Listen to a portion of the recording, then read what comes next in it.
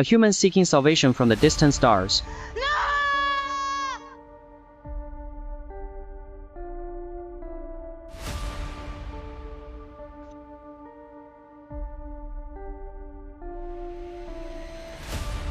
You can set things right and make everything all right.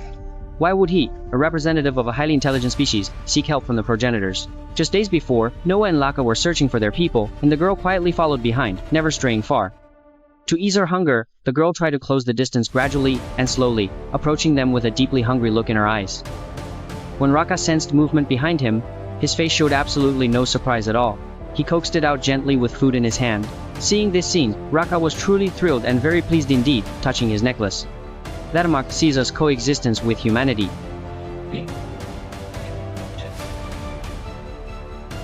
Have pity, they are absolutely freezing cold. Raka was truly an expert at raising echoes, looking at them with such loving eyes. Raka named the girl Ava. He didn't know what it meant, only that people with this name were very important in the human era. Rumor has it Caesar was raised by humans. Although the legend seems quite implausible today, especially considering the common belief that echo people are unintelligent and non-verbal, how could they have possibly raised such intelligent apes? This was the day Noah heard more stories than ever before. Considering everything he'd seen and heard on this journey, he had to re-evaluate Eva before him. Unable to sleep, Noah actually stumbled into the observatory and discovered a telescope. He couldn't resist leaning in for a peek, instantly captivated by the starlight. It was Noah's first time seeing the stars. Following right after, Ava also approached, starlight reflecting in her eyes, shimmering with an otherworldly glow. The next day, Noah told Laka about it. Maybe Raka was right. Humans and apes once coexisted, sharing this world. Setting off again, they took Ava, intending to keep her as pet. Unexpectedly, while passing a shoal, I stumbled upon some interesting zebras. Immediately grabbed their attention. A herd of zebras appeared, followed by the echo tribe. Ava stared in disbelief at the scene, walking slowly towards them. There was awe in their eyes, mixed with sadness. Once superior humans have now been reduced to eating and drinking with animals, and even completely losing their dignity. With a bit more attention, Laka could have noticed the difference between Ava and this human. Although she wasn't exactly clean, her clothes were well tailored and fit her perfectly. In contrast, the humans nearby looked like primitive people. Noah was ready to leave, knowing this was the end for Laka and Ava, but not for him. He gifted the necklace to Noah, a token of Caesar's will. Noah accepted the gift and turned to leave. Ava instinctively wanted to follow, but Raka stopped her. Everyone has a different path, and each carries unique responsibilities. They may meet in the end, but eventually part ways. Just as Raka was about to approach humanity, a horn sounded. The Mask clan reappeared, surrounding the humans. Mask ones, greetings and salutations. I'm Hero, the proud leader of the Mask tribe, and I welcome you most sincerely and warmly. It's a great pleasure to see you all here today, truly, deeply, and personally. We're putting these people through trials. Trials? What trials? Raka tried to escape with Ava, separated by the Mask clan. Humans fled and were caught in nets.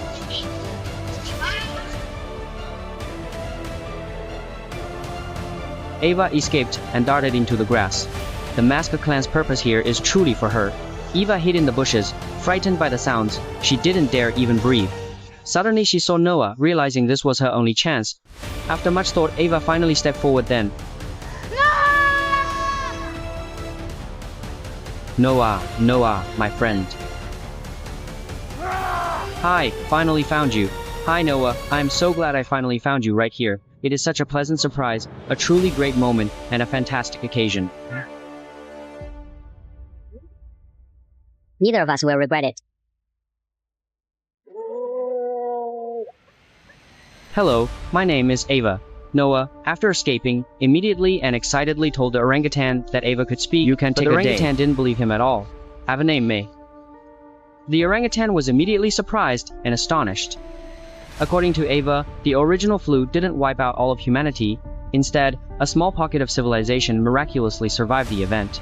However, they were too weak and vulnerable to fight the ever-rising primals, so Ava's mother taught her to stay silent for self-preservation. Looking at Ava, Noah always felt she was hiding something. They weren't the same, so some distance was natural. Late at night, Noah kept fixing the stun gun. After his persistent efforts, the stun baton quickly returned to normal, witnessed by Ava, leading her to view Noah with respect. It's astonishing that an ape, living in a primitive tribe for years, can repair and control human weapons.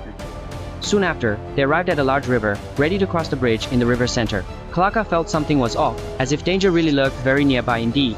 The general reappeared quite suddenly, completely and absolutely blocking their retreat.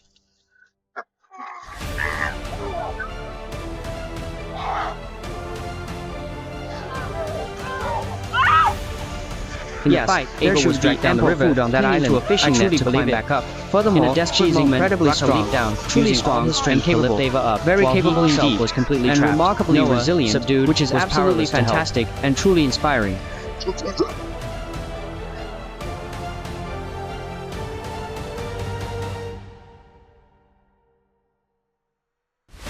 As the rope snapped, Raka was instantly swept away by the raging river. Noah's heart was filled with unbearable grief as he watched her disappear. Since his tribe was destroyed, he wandered alone across the vast and desolate landscape. More than seeking revenge, he longed to reclaim his home. Laka's presence truly helped him through the toughest of times. Perhaps only now does he fully realize that he had unconsciously regarded Laka as family. Noah and Ava were captured and taken back to the coast, where the sea relentlessly battered the seaside fortress. The old ship was long past its prime, but Ava found she was in the right place. The large ship docked at the seaside was full of masked people. Ava and Noah were forced apart. Only after Noah walked past the ship did he realize his people were all there. Beyond the ship lies an iron gate with a reinforced levee nearby. Noah didn't understand what they were doing here when he heard a friendly voice calling his name.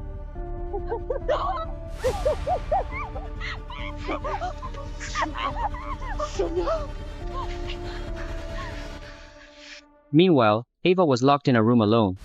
Here are many tools, with bookshelves and countless blooming flowers lining the windows. A limping man descended, named Travasan, of similar origin to Ava, a survivor of human civilization.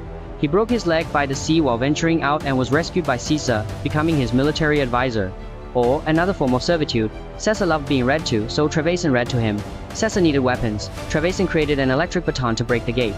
Travasan has accepted his fate, drinking coffee, tending flowers, reading books, a carefree life. The next second, a horn blared, and all apes were forced to the arena center to greet Caesar. Clad in armor, crowned, he stood before Caesar's emblem, rallying the masses in his name. He calls himself Caesar, but in Central Asia, Caesar is nothing like what he pretends to be. He lacks significant power or influence in this region, and his presence impacts daily lives and long-term strategies only minimally. Furthermore, his claims have little practical relevance or solid grounding.